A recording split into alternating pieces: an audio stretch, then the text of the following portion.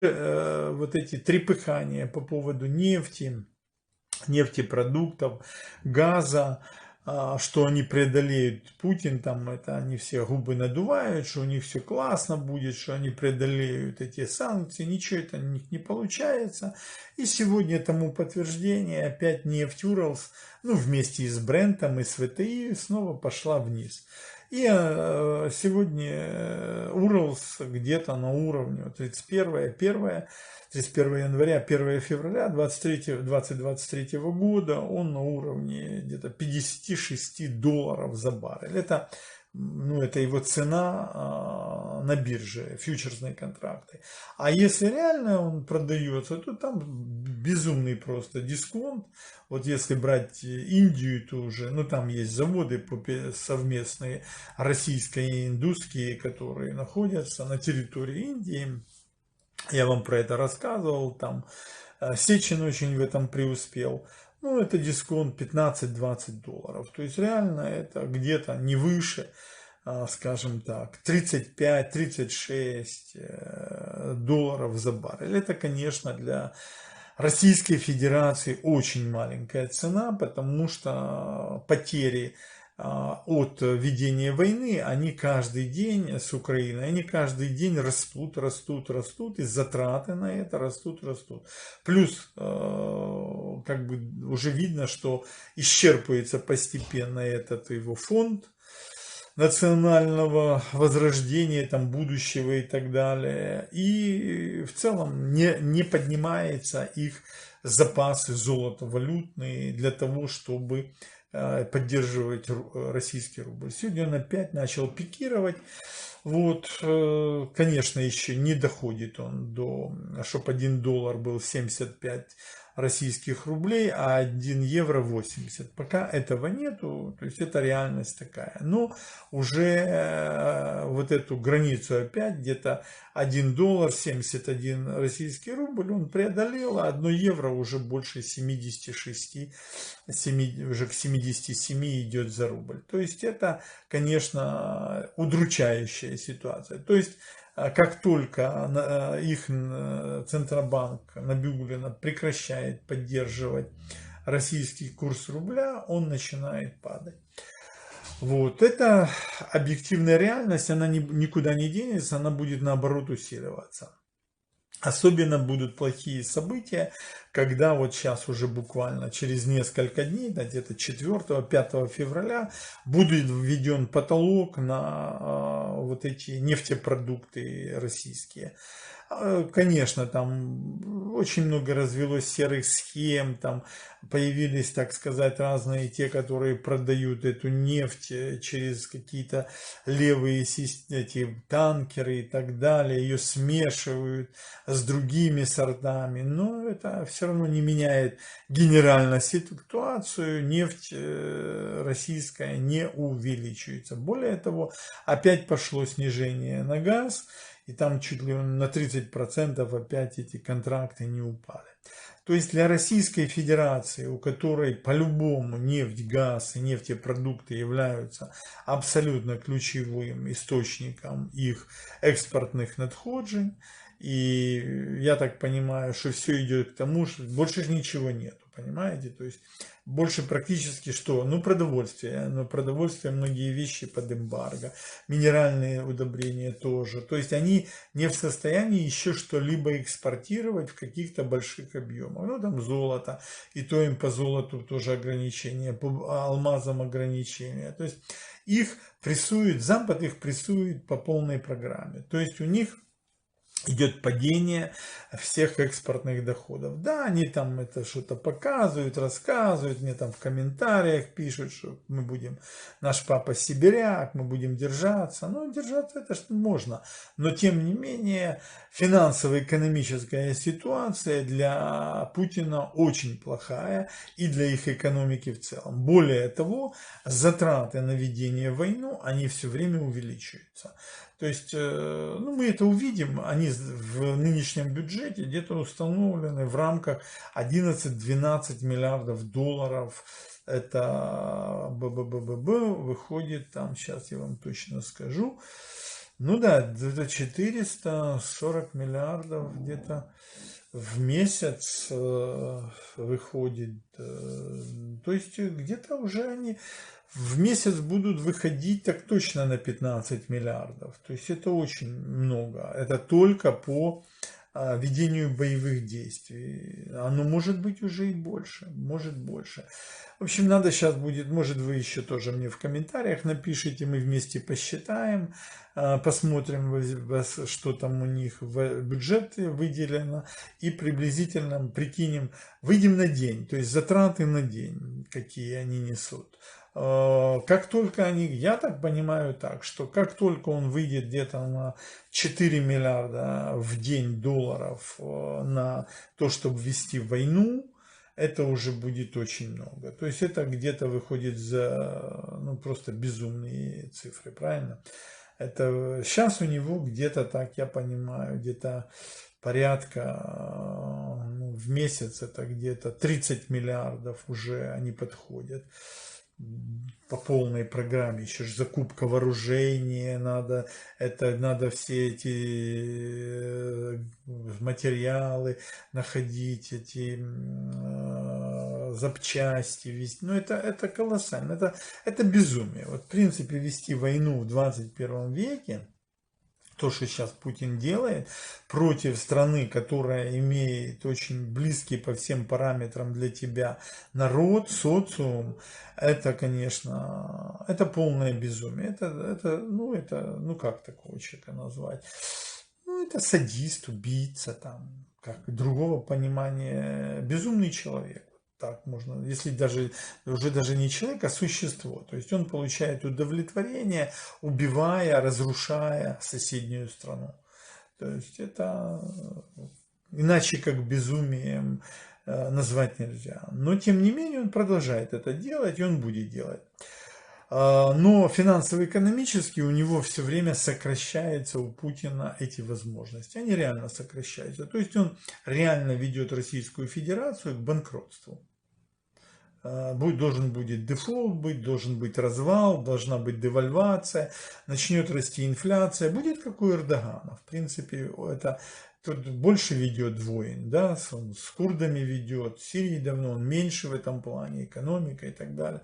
У Путина это будет немного дольше в этом плане. 23-й год практически его к этому приведет. Вот, то есть у него, про что я хочу подчеркнуть здесь, что у него стратегической перспективы финансово-экономической вести долго войну у него нет. Это не считая, что, по сути, уже потеряно очень много, сотни тысяч людей, которые обеспечивали функционирование народного хозяйственного комплекса. То есть они или уничтожены, или стали инвалидами. Их надо теперь тоже содержать. Правильно? Но Чечню надо содержать полностью. То есть это абсолютно дотационная территория. Абсолютно. То есть еще кроме ведения боевых действий надо поддерживать убыточные территории, которые ничего не приносят, а просто поедают деньги, которые создают другие субъекты, ну, национальные, я бы так сказал, субъекты Российской Федерации. Там Татарстан, например, Башкирия или Воронежская область, Белгородская область, это славянские области. Они являются донорами, а Чечня, это вообще Кавказские республики, это чистые реципиенты. Они просто содержатся за счет доноров. Нефтяных, там, или Якутия, это добыча алмазов, золота и так далее, там, Норильский край. То есть есть очень много славянских субъектов, плюс так называемые национальные республики, добывающие сырье энергетическое, которые содержат Кавказские республики. Естественно, это абсолютная несправедливость, но местных этих всех элит и населения, их это устраивает. Пока. Но в целом идет падение финансово-экономического потенциала и ресурса Российской Федерации. Путин, конечно, это понимает. Плюс он понимает, что он в 2024 году по-любому выборы. То есть или надо отменять тогда выборы и себя провозгласить верховным этим самым правителем над Российской Федерацией. А если идти на выборы, ну так тогда надо как-то это все мотивировать. А чем мотивировать? Мотивировать, собственно, уже нечем, потому что военных успехов тоже нет. То есть, да, есть вот эти совершенно кровавые, абсолютно бесполезные, совершенно уничтожающие огромное количество людей, молодых, мужчин. Вот это идет сражение на этом фронте. Совершенно безумное, никому не нужное.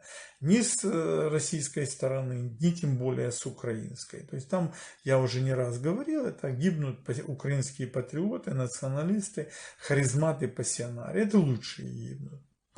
Вот. То есть для Украины тоже это очень плохо все. Но для Российской Федерации, для Путина вот это тяжелейшие боевые сражения на фронте, за эти маленькие какие-то села, там, дороги, там, это прочее, ну, там, за Бахмут, еще за какие-то там эти окружающие поселки, ну, все это разрушено, уничтожено, там, Угледар. Это естественно, что это просто надрывает его тоже всю финансово-экономическую, демографическую систему. То есть это гибнут каждый день, там где-то 700-800 здоровых мужиков, это не считая вагнеровских этих рецидивистов, бандитов, которые оторваны от семьи, не говоря о раненых, еще считайте столько же, даже там ну, сейчас морозы и так далее, то есть люди гибнут значительно в больших объемах, то есть раненый он же и не выживает. То есть это люди тоже инвалиды, их надо содержать, социальные программы, надо какую-то помощь выплачивать и так далее, и так далее. Это их всех вырвали с народного хозяйства, они были производительными силами, да, то есть это по-любому найти им замену невозможно, плюс несколько миллионов выехало и не собирается въезжать, и этот процесс выезда продолжается, то есть у него идет колоссальный отток квалифицированной и высококвалифицированной рабочей силы на уровне инженеров, на уровне работников менеджерского, производственного звена, цеховых мастеров и так далее, и так далее. То есть водители, трактористы, комбайнеры и прочее, прочее. То есть фактически идет колоссальное снижение уровня производительных сил, рабочей силы в данном случае. Естественно, это оно сразу не сказывается, но рано или поздно, то есть уже к весне, эта потеря такого объема людей станет во всех уровнях, во всех отраслях, она станет очень явной. То есть здесь тоже для Путина перспективы никакой нету. Ну-ка, что у него? Международная абсолютная изоляция. Ничего он сделать не может. Даже китайцы, с Ираном он уже поссорился, побил горшки в результате договоренности с Израилем. То есть, когда он им передал Израилю геолокацию иранских главных военных объектов, и это послужило окончательным решением для Израиля и США нанесения ударов по Ирану. И они будут продолжаться. То есть с Ираном уже ситуация ухудшается. Китай, его тоже эта ситуация Синьцзепина не устраивает. Ему надо или победа над Украиной, или Путин должен найти какое-то прекращение огня и перемирие, и там еще какие-то переговоры. То есть тут у него тоже клин международный полностью.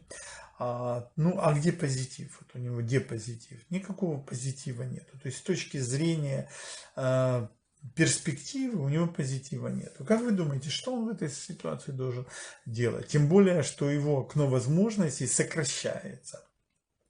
Особенно в связи с тем, что вот сейчас пришла информация, что Джонсон поехал в Штаты, он будет встречаться и выступать перед сенаторами республиканской партии США, в клубе республиканской партии, то есть перед закрытыми высшими сообществами консервативного такого истеблишмента Соединенных Штатов Америки. Это очень важно. Естественно, он будет доносить информацию абсолютно, ну, как свидетель, как тот, кто видел это, тот, кто знает это. То есть он будет отвечать в полной мере за базар. И у него колоссальный авторитет в этом плане. Вот вам это удар по Путину, да. Уже заявлено, что будут переданы вот эти бомбы, управляющие Соединенными Штатами, чуть ли не в новом пакете, который будет сейчас на 2,2 миллиарда долларов. А это же еще ленд-лиз не запускали, которые уже будут на 160 километров.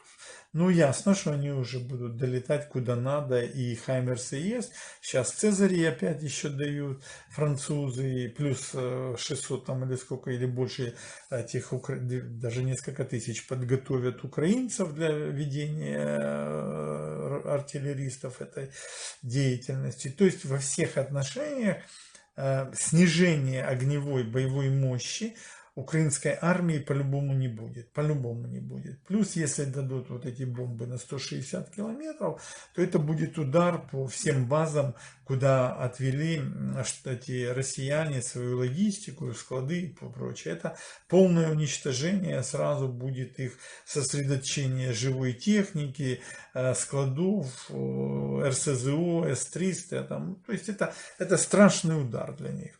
И то есть получается что временной фактор, как шагреневое время сокращается для Путина, как шагреневая кожа. Плюс приезд будет Байдена в Европу, и уже как бы оговаривается, что будет встреча Байдена в Польше, Зеленского и Дуды. Это, конечно, будет очень серьезная встреча, и там будут приняты очень важные решения. Видимо, будут приняты решения по поставкам истребителей, но не с США, не с Польшей, а как-то они будут по-другому. Правда, Греция, например, сейчас отказалась вообще давать Украине эти леопарды. Непонятно почему. У них леопардов 2, вот этих модернизированных, 350 штук, а вот этих леопардов 1, я думаю, они вообще законсервированные стоят, 500 штук. То есть вот леопард 1 можно ждать хотя бы 200 штук, но зачем они им, если уже есть леопард 2? Так возьмите, отдайте 200 или 300 леопардов 1, а взамен 100, там вам 150 возьмите себе леопардов 2. Но Мицетакис, он банкир, он ротшильдский мальчик, так же как Макрон. Поэтому о чем можно с ним говорить? Он совершенно в этом плане вообще не соображает, поехал в Японию и вот это там наговорил глупостей. Ну, понятно, может его уже не будет, потому что против него в Греции серьезнейшие идут такие как бы процессы, потому что он не справляется, он не может справиться с геополитической, геоэкономической ситуацией, вызовами, которые перед Грецией стоят. То есть придут танки, но надо время. Опять время. То есть что это означает? Что у Путина фактически есть, вот смотрите, сегодня 1 февраля, вот реально у него до 24 февраля есть какой-то срок. И вот он, я так считаю, я вам говорил, он должен нанести удары ключевые по Украине. Поскольку он прорваться не может, на фронте прорваться не может, на том самом главном, естественно, пустить вооруженные силы там, в Сумской области или в Черниговской, у него нет сил, чтобы там прорваться. У него есть только один вариант, я вам неоднократно говорил, это нанесение ударов по центрам принятия решений. Я думаю, он их и нанесет. Вот я